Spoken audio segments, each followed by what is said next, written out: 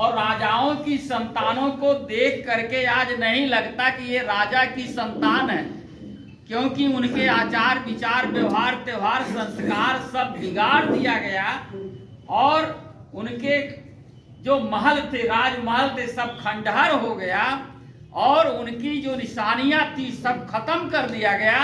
उनके घरों में जो तलवारें थी उसे काट काट करके खुरपी बना लिया, कुदार बना लिया।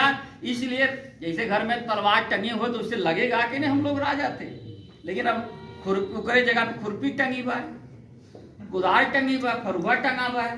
तो कुदार फरुआ की निशानी किसान की है और तलवार जो है वो राजा की निशानी है।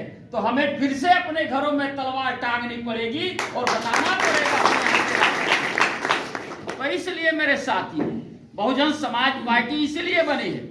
और बाबा साहब डॉक्टर अंबेडकर जी बहुत विद्वान थे, पूरे दुनिया में आज उनका नाम है, पूरे दुनिया में उनके विद्वता का डंका बजता है। पूरे दुनिया में तमाम विश्वविद्यालयों में, इंटर कॉलेज डिग्री कॉलेज नहीं, विश्वविद्यालयों में बाबा साहब डॉक्टर अंबेडकर की किताबें पढ़ाई जा रही है, लेकिन भारत में नहीं पढ़ाई जाती। इसी का हमको विरोध करना, इसी का हम विरोध करते हैं। जब बाबा साहब डॉक्टर अंबेडकर जी ने भारत में पैदा होकर के भारत का संविधान बना दिया और देश को आगे ले जाने के लिए देश को इतना बड़ा सशक्त प्रजातंत्र दे दिया, तो इतने बड़े विद्वान की, जबकि लिखा जाता है विद्वान सर्वत्र पूजते, विद्वान की पूजा हर जगह होती, लेकिन बाबा साहब के लिए ये लागू नहीं होता, पूरे दुनिया में इनकी पूजा होती है। तो बाबा साहब डॉक्टर अंबेडकर जी ने एक बात कही थी। बाबा साहब ने कहा था, राजनैतिक सत्ता वह मास्टर चाबी है जिससे सभी बंद ताले खोले जा सकते हैं। मास्टर चाबी ताला बनावे वाला के पास अगर जाबे तो उससे कहबे कि हमारी ये टैची खोल लिया, जबकि ताला तोहार चाबी हेराई हुआ है और वह दुकानदार से तोहार कोनो परिचय ना है। पहली बार आप जाएंगे, कहेंगे हमारा तलवा खोल दिया, तो उनके पास ऐसे चाबी रहा था, जलते वो खुल जाई पट्ट से। तो मास्टर चाबी है वो। तो एक चाबी ही सैकड़ों ताले को खोल सकती है। वही चाबी बाबा साहब ने कहा कि हमारे हाथ में होना चाहिए। जो समस्याएं जितनी हैं उन समस्याओं के समाधान का वही चाबी है। तो राजनीतिक सत्ता हमें, हमारा वोट ज्यादा है इस देश में, बहुजन समाज का वोट ज्यादा है, लेकिन ज्यादा वोट वाला जमीनी बैठक है, कम वोट वाला कुर्सी बैठक है। तो यही व्यवस्था है, जो ये व्यवस्था है इसके खिलाफ बहुजन समाज पार्टी है। और आदरणीय बहन कुमारी मायावती जी पूरे देश और दुनिया की ऐसी नेता हैं, उनके मुख्यमंत्री बनने मात्र से ही अधिकारियों के हवा ढीले हो जाते हैं। हो जाता कि नहीं?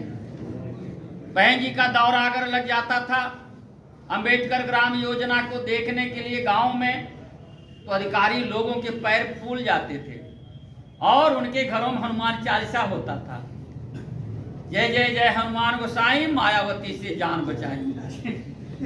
तो ये होता था।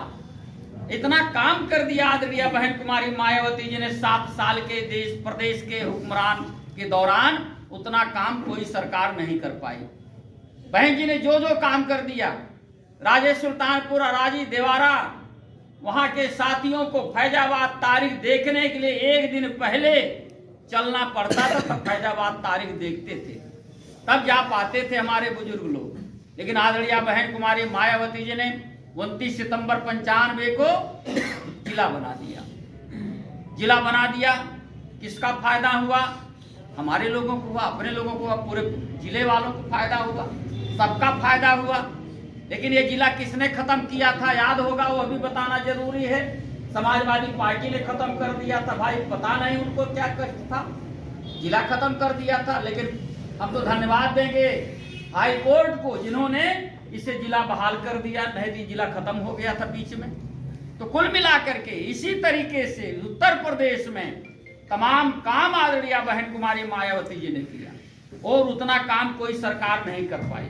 आज लगभग 7 साल से उत्तर प्रदेश की सरकार चल रही है और साल से केंद्र की सरकार चल रही है और लगातार डबल इंजन की सरकार चल रही है, लेकिन आज हमारा बेरोजगार मारे मारे फिरता है। एक भी नौकरी इन्होंने पूरा किया ही नहीं जो भर्ती हुई हो, एक भी विभाग की नौकरी। अभी पुलिस की नौकरी का वांट निकला तो पता लगा पर्चा लीक हो गया। जितने वांट निकलते हैं उत्तर प्रदेश में पर्चा लीक होता है, तो हम लोगों को क्या करना, जहां से लीक होता वहीं पे कांटी ठोक देवे पाए, ताकि ये आने वाले समय में फिर दोबारा ये सत्ता में ना आ पाए। ये भारतीय जनता पार्टी हमारे और आपके लिए बड़ी खतरनाक पार्टी, समाज के लिए विरोध पैदा करती है और पूरे देश में हिंदू मुस्लिम के नाम पर दंगा कराती है। और जहां पे दंगा होता है वहां का विकास अपने आप बंद हो जाता, ठप हो जाता है। तो विकास तो तब होगा जब अमन चैन कायम रहे, कोई बवाल न रहे, चाहे हिंदू हो चाहे मुसलमान हो। और देश की आजादी में सबने योगदान दिया है और ये भारतीय जनता पार्टी और जनसंघ के लोग उस समय ये विरोध करते थे, स्वतंत्रता संग्राम के सेनानियों का ये विरोध करते थे, क्योंकि ये अंग्रेजों के परस्त थे। तमाम लोग अंग्रेजों की वकालत करते थे, एक तरीके से मुखबिरी करते थे। अंग्रेजों के मुखबिरी लोग आज सत्ता में बैठे हुए लोग हैं। तो इसलिए ये लोगों ने कभी भी जंगे आजादी में कोई हिस्सा नहीं लिया और जंगे आजादी में हमारे और आपके पूर्वजों ने भारी संख्या में हिंदू मुस्लिम सिख ईसाई सभी लोग, बौद्ध जैन पारसी सभी लोगों ने मिलकर के बड़े पैमाने पर संघर्ष करके देश को आजाद कराने का काम किया। लेकिन आजादी के बाद